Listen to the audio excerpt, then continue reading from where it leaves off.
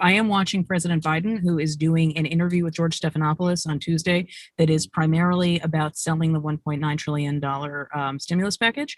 But it is, I'm almost certain, the place where he is first going to get asked publicly about Andrew Cuomo. So I am curious to see what he says.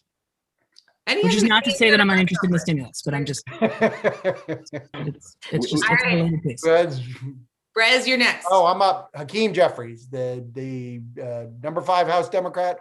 He is a Cuomo associate going back a long time ago, friend, colleague. Number 4, Brez. Number 4. Four times.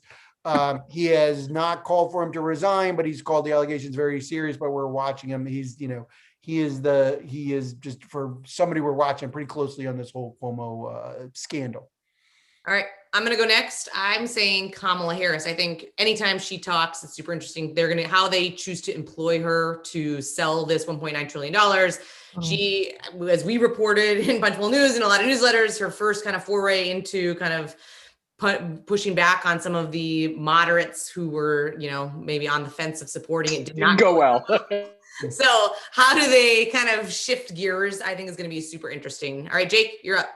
Yeah, Javier Becerra, who we all know from covering the House for a lot of years, is going to take, he's going to take the reins at HHS, and he is and this is not a partisan statement, he's the least qualified of any of Biden's, not least qualified, but has the least requisite experience of anybody who.